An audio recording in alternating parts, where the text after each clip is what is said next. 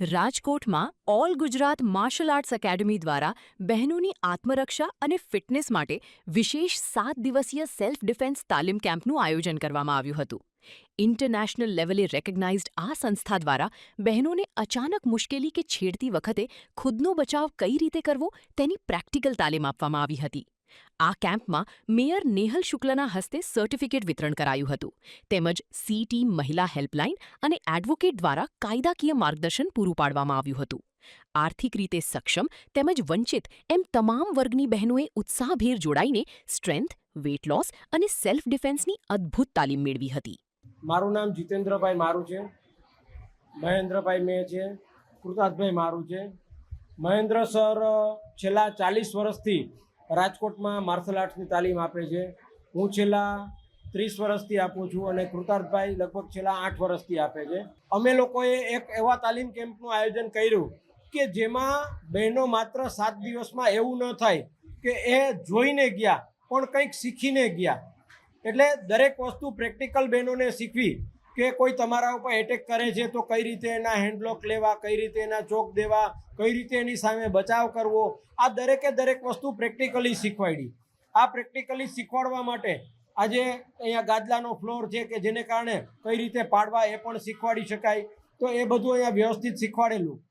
આમાંથી ઘણા બહેનો એવા પણ છે કે જે લોકો આર્થિક રીતે આવું ટ્રેનિંગ ક્યારે લઈ જ નથી શકતા. તો એવા બહેનો પણ છે. ઘણા એવા છે કે એકદમ રીચ કુટુંબમાંથી આવે છે.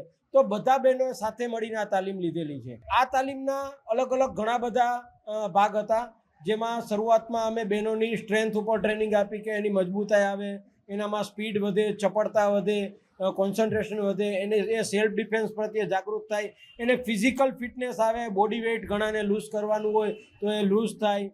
અને સેલ્ફ ડિફેન્સની આ બધી ટેકનિકો શીખવ્યા પછી એને પ્રેક્ટિકલી કઈ રીતે યુઝ કરી શકાય આની પણ અમે એને તાલીમો આપેલી છે. આ તાલીમો પૂરી થયા પછી અમે દરેક બહેનોને આ તાલીમના પ્રમાણપત્રો પણ આપેલા છે.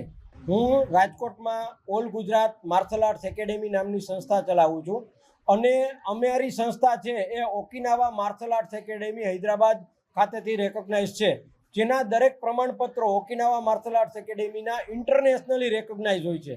તમે રાજકોટ નહીં, ગુજરાત નહીં, ઇન્ડિયામાં ગમે ત્યાં જાશો તો 90% લોકો નેશનલી રેકોગ્નાઇઝ પ્રમાણપત્રો આપે છે, કારણ કે નેશનલ હેડના હોય છે.